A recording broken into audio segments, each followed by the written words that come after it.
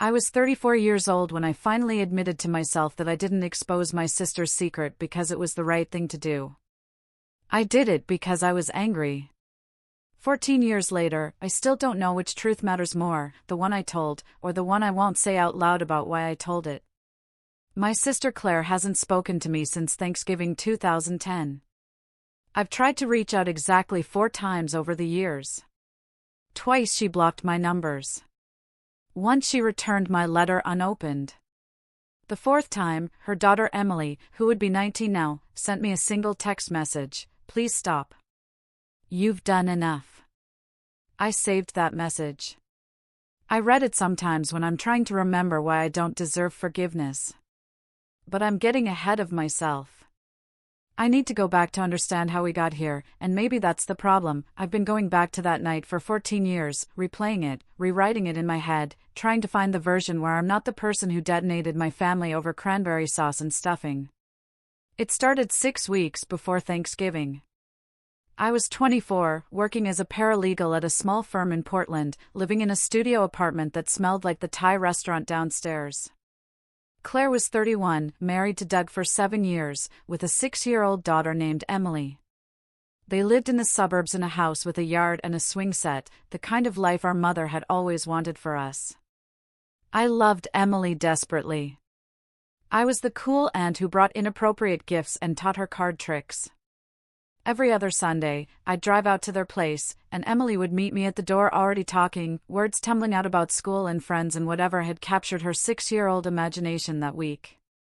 Doug would make lunch. He was always making lunch, always in the kitchen, always trying, and Claire would sit at the counter with her coffee, smiling at both of us with this expression I couldn't name then but recognize now as relief.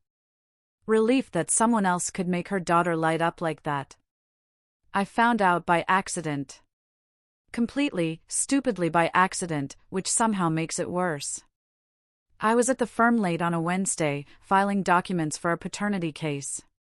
The father's name was Aaron Hutchins, and I was cross-referencing birth records when I saw it: Emily Margaret Hoffman, born June 14, 2004, mother Claire Elizabeth Hoffman, father listed as Douglas Paul Hoffman. Except there was an amendment filed 3 months after the birth, a correction to the birth time, and attached to that amendment was a medical record I shouldn't have been able to see but could because someone had misfiled it in the public documents folder. The blood type information didn't match. Doug was O positive. Claire was A positive. Emily was AB positive. I sat there in that fluorescent-lit office at 9:45 at night, staring at those letters and numbers, my brain doing the biology I'd learned in high school. 2 O-positive parents cannot have an AB-positive child. It's genetically impossible. I didn't sleep that night. I kept thinking there had to be an explanation, a clerical error, a mix-up at the hospital, something other than what the information was telling me. I called Claire the next morning and asked if I could come over that evening. Something in my voice must have scared her because she said yes immediately, told me Doug was taking Emily to her gymnastics class, we could talk then. She knew why I was there before I said anything. I watched her face when she opened the door, saw the color drain from it, saw her hands grip the doorframe. "You found out," she said. Not a question. A statement of fact, delivered in this flat, defeated voice I'd never heard from her before. We sat in her living room, surrounded by framed photos of Emily as a baby, Emily's first birthday, Emily's first day of kindergarten, all of them including Doug, his arm around Claire, his smile genuine and proud. Claire told me everything in a monotone, like she was reading from a script she'd memorized years ago. She'd had an affair with someone from work. Someone named Marcus. It had lasted 4 months. She'd gotten pregnant, didn't know which man was the father, terminated the affair immediately. When Emily was born and Claire saw her features, the dark curly hair so unlike Doug's straight blonde, the deep brown eyes neither parent had, she'd started to suspect. But Doug never questioned it. Doug was so happy, so devoted, so present. Doug stayed up with Emily every night for the first 3 months. Doug learned to braid hair from YouTube videos. Doug coached her soccer team. I couldn't tell him, Claire said, staring at her hands. At first I told myself I didn't know for sure. Then I told myself it didn't matter because he was her father in every way that counted. Then enough time passed that telling him felt more cruel than not telling him. What was I supposed to do? Destroy him? Destroy Emily's sense of security? For what? For honesty? He's her dad. Biology doesn't change that. I remember my hands were shaking. I remember feeling the surge of something hot and righteous in my chest. He has a right to know, I said. Emily has a right to know. You can't build a family on a lie, Claire. She looked at me then, really looked at me, and I saw something in her eyes I'd never seen before, pity. You don't have children, she said quietly. You don't understand how much gray area there is in protecting them. I made a choice. Maybe it was the wrong choice. But it's the choice I made, and I'm living with it, and I'm asking you, begging you, to let me keep living with it. I should have said yes. I should have said I'd keep her secret, that it wasn't my truth to tell, that families are complicated and sometimes love matters more than genetics. I should have recognized that my sister was drowning in guilt and fear and the weight of a decision she'd been carrying alone for 6 years. Instead, I said I needed time to think about it. I went home. I didn't sleep again.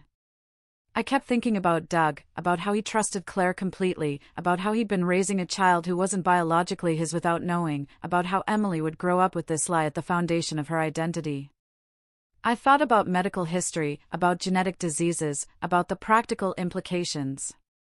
I told myself I was thinking about what was right. But I wasn't. Not really. I was thinking about how Claire had always been the good daughter, the one who did everything right, who got married and bought a house and had a baby, while I was still struggling to pay rent and figure out my life. I was thinking about how Mom always held Claire up as the example, how family dinners always centered around Claire's life, Claire's accomplishments, Claire's perfect little family. I was thinking about every time I'd felt secondary, overlooked, less than. I was thinking about how satisfying it would feel to be the one with the moral high ground for once. I told myself I was going to talk to Claire again, insist she tell Doug herself, give her a chance to control the narrative. But Thanksgiving came first. Mom was hosting at her place, she always hosted Thanksgiving, and the whole family would be there. Claire and Doug and Emily. Our Aunt Linda and Uncle Rich. Mom's boyfriend Carl. It was going to be one of those perfectly normal family holidays, the kind where we pretended everything was fine and took photos for Facebook. I drove to Mom's house that Thursday morning telling myself I wouldn't say anything. I'd wait until after the holiday, talk to Claire privately, handle this like an adult. I brought a pumpkin pie and a bottle of wine. I played card tricks with Emily in the living room while the turkey cooked. I complimented Claire's dress. I shook Doug's hand and let him pour me coffee. But I kept watching them. Doug's hand on Claire's lower back as they moved around the kitchen. The way he wiped cranberry sauce off Emily's chin with his thumb. The way Claire flinched, just slightly, almost invisibly, every time he touched her. The way she wouldn't quite meet my eyes. Dinner was at 4. We all sat around Mom's dining room table that had been in our family for 3 generations. Doug said grace. Doug always said grace, even though none of us were particularly religious. We started passing dishes. Mom asked Emily about school. Emily talked about her Thanksgiving project, a family tree she'd made with construction paper and markers. I put Grandma and Grandpa Hoffman at the top, she said proudly, and then Daddy, and then me. Claire's fork clattered against her plate. Just for a second. Then she picked it up and smiled and said, "That's wonderful, sweetie." And I broke. I don't even remember making the decision. One second I was cutting my turkey, and the next I was talking, and the words were coming out of my mouth like I was watching myself from outside my body. "Claire," I said. "Don't you think Doug deserves to know the truth about Emily's father?" The table went silent. Not the kind of silence where people are just surprised, the kind where the air itself seems to stop moving. I watched Claire's face drain of color for the second time in 6 weeks. I watched Doug's smile freeze and then collapse. I watched Emily look from me to her mother to her father, confused, knowing something bad was happening but not understanding what. "What are you talking about?" Doug said. His voice was careful, controlled, but I could hear the fear underneath it. Mom stood up. "This is not appropriate dinner conversation," she said, trying to redirect, trying to salvage, but it was too late.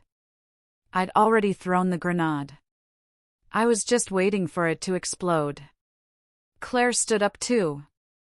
"Emily, honey, why don't you go watch TV in Grandma's room?" Her voice was steady, which was remarkable considering her hands were trembling so hard she had to press them flat against the table. "But I want to stay," Emily said. "Now." Claire's voice cracked on that single word. Emily went, looking back over her shoulder with wide, frightened eyes. When the door closed, Doug turned to me. "What are you talking about?" he repeated. I looked at Claire. I was giving her one last chance to say it herself, I told myself. I was being generous. I was being kind. But I wasn't. I was making her choose between confessing and having me confess for her, and both options were torture, and I knew it. She didn't say anything. She just stood there, frozen, tears running down her face silently. So I said it. I told Doug that Emily wasn't his biological daughter. I told him about the affair, about the blood types, about the lie that had sustained their family for 6 years. I laid it all out in clear, factual terms, like I was presenting evidence in court. I didn't raise my voice. I didn't get emotional. I just told the truth. Doug sat very still for a long time. Then he stood up, walked out the front door, got in his car, and drove away. We heard the engine start. We heard the tires on gravel. We heard the sound fade into distance. Claire turned to me. I expected her to scream, to attack, to defend herself. Instead, she said, very quietly, "I hope you're proud of yourself." Then she grabbed her purse, called for Emily, and left. The rest of the family sat there in stunned silence. Mom was crying. Aunt Linda was shaking her head over and over like she could negate what had just happened through sheer physical denial. Uncle Rich poured himself a very large glass of whiskey. Carl excused himself and went to sit in the backyard. "Why would you do that?" Mom asked me. "Why would you do that to your sister?" "She was lying to him," I said. "He had a right to know." "That wasn't your truth to tell," Mom said. "That was Claire's marriage, Claire's family, Claire's decision. You had no right." I left shortly after that. I drove home in a daze, waiting to feel vindicated, waiting to feel like I'd done the right thing. Instead, I felt hollow. I kept seeing Emily's confused face. I kept hearing the sound of Doug's car pulling away. The next day, I called Claire 17 times. She didn't answer. I drove to their house. Her car was in the driveway, but no one came to the door.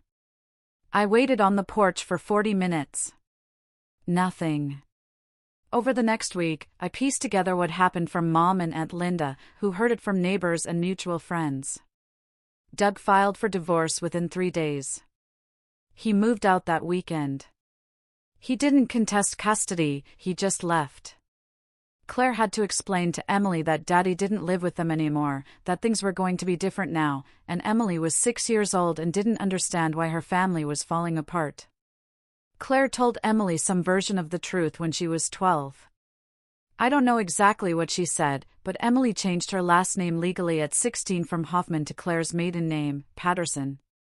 She removed Doug from all her social media. As far as I can tell, they don't have any relationship now. Doug remarried 4 years ago to a woman named Jennifer. They have twin boys. From what I've seen on his rarely updated Facebook page, he seems happy. Or at least he seems like he's built a new life. He never tried to maintain a relationship with Emily. He loved her for 6 years, called her his daughter, taught her to ride a bike and tie her shoes and do long division, and then he just left. Because she wasn't his biologically. Because the foundation was a lie, and he couldn't separate the love from the deception. That's the thing I didn't understand when I spoke up. I thought truth was binary. I thought honesty was always the right choice. I thought exposing a lie was inherently moral. But what I did wasn't about morality. It was about power. It was about punishing Claire for having the life I wanted, for being the golden child, for making a mistake and getting away with it when I'd spent my whole life feeling like I could never measure up. I didn't expose her secret to protect Doug or Emily. I did it to hurt Claire. And it worked. I hurt her more effectively than I ever could have imagined. The family fractured after that Thanksgiving. Mom tried to maintain relationships with both of us, but it was impossible. Family gatherings became tense negotiations about who would attend what. Eventually, Claire stopped coming to anything I was invited to, which meant I stopped being invited to most things, because Claire had Emily and I just had myself, and the family chose accordingly. I understood. I didn't like it, but I understood. I tried to apologize 3 months after it happened. I wrote Claire a letter explaining that I'd been wrong, that I'd acted impulsively, that I was sorry. She sent it back with a single sentence written across it in red pen: "You didn't do this for Doug. You did this to me. We both know it." She was right. We did both know it. That's why I couldn't argue. That's why I stopped trying to defend myself. Because the more time passed, the more clearly I could see my own motivations, and they were ugly. I'm 38 now. I've built a decent life. I'm a senior paralegal at a better firm. I have my own apartment, a good one this time, with a view and hardwood floors. I have friends, hobbies, a gym membership I actually use. I've been in therapy for 4 years, trying to understand why I did what I did, trying to learn how to live with the consequences. My therapist asks me sometimes if I think I did the right thing for the wrong reasons. I tell her I don't think I did the right thing at all. I think I told a truth that wasn't mine to tell, at a time and in a way designed to cause maximum damage, motivated by jealousy and resentment I wasn't even fully conscious of. The fact that it was technically true doesn't make it right. Doug had a right to know. I genuinely believe that. But he had a right to hear it from Claire, in private, with the opportunity to process it and make decisions without an audience. Emily had a right to know about her biological history, but she had a right to learn it in an age-appropriate way, from her parents, when they deemed her ready. What I did was take those rights away from everyone and replace them with public humiliation and trauma. I see photos of Emily sometimes on Claire's Facebook. Claire never blocked me there, maybe because blocking me would acknowledge my existence, and she's chosen to act like I simply don't exist instead. Emily looks like Claire did at that age. She's in college now, studying environmental science at Boulder. She seems happy in the photos, smiling with friends, hiking in mountains, holding signs at climate rallies. Claire comments on every photo with heart emojis and proud parent messages. I wonder if Emily remembers that Thanksgiving. She was 6, so probably she remembers something, the feeling if not the details. I wonder if she knows why her dad left. I wonder if she hates me. I wonder if she thinks about me at all. Claire seems okay too, from what I can see online. She got a promotion at work last year. She went to Greece with friends. She posts photos of books she's reading and plants she's growing and meals she's cooked. She looks older, obviously, we all do, but she looks peaceful in a way she didn't when I knew her. Maybe destroying her marriage freed her from the weight of the lie. Maybe she's grateful, in some twisted way, that I forced the truth into the open. Maybe she hates me so completely that she doesn't waste energy thinking about me anymore. I don't know. We don't speak. We don't exist in each other's lives. When Mom died 2 years ago from a stroke, Claire and I divided the funeral shifts. I came in the morning, she came in the afternoon. We didn't overlap. I saw her car in the parking lot as I was leaving. I thought about waiting, thought about trying to talk to her one more time. But what would I say? What words could possibly bridge 14 years of silence? I kept driving. Aunt Linda told me recently that Claire is dating someone. A man named Peter who teaches high school history and coaches basketball. He's good to her, Linda said. Patient. Kind. Emily likes him. Linda paused. Claire's happy. Really happy. I thought you should know. I thanked her for telling me. I didn't ask if Claire ever talks about me. I know the answer. Sometimes I play the what-if game. What if I'd kept the secret? What if I'd talked to Claire privately, insisted she tell Doug herself, given her time and space to handle it her own way?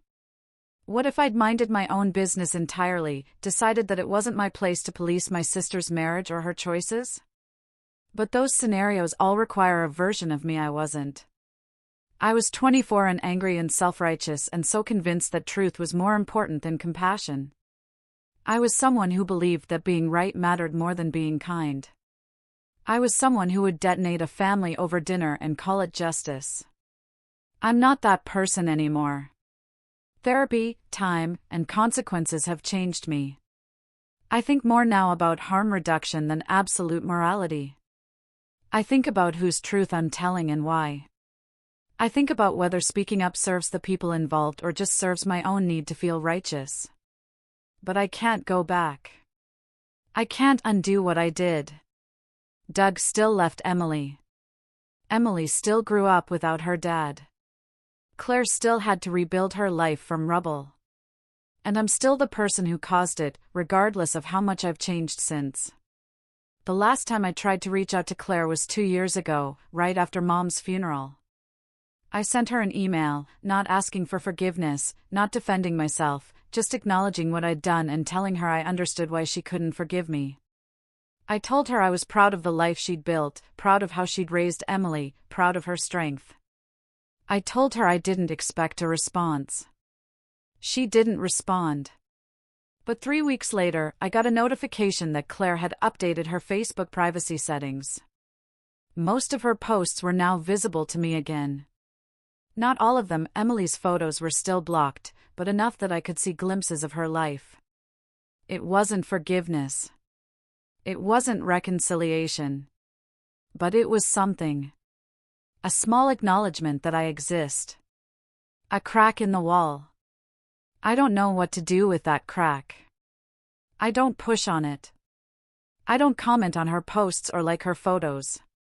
I just look sometimes, the way you might look at a house you used to live in, knowing you can never go inside again but needing to see that it's still standing. People ask me sometimes if I regret it. My therapist asks. Friends who know the story ask.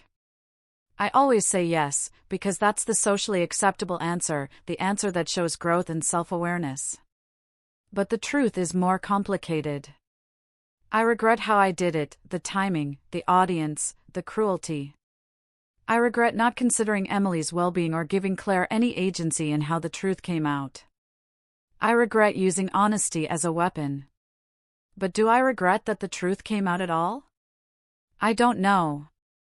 Emily knows her biological history now. She can make informed medical decisions. She's not living inside a fundamental lie about her identity, even if learning the truth was traumatic. Doug knows that the marriage he thought he had wasn't real, even if that knowledge destroyed him. Claire doesn't have to carry the secret anymore, even if exposure cost her everything. Maybe those things are worth what they cost. Maybe they're not. I genuinely don't know. And that uncertainty is what I carry now, not the conviction that I was right, but the terrible knowledge that I might have been wrong, and if I was wrong, the damage is permanent. My sister will probably never speak to me again. I've accepted that.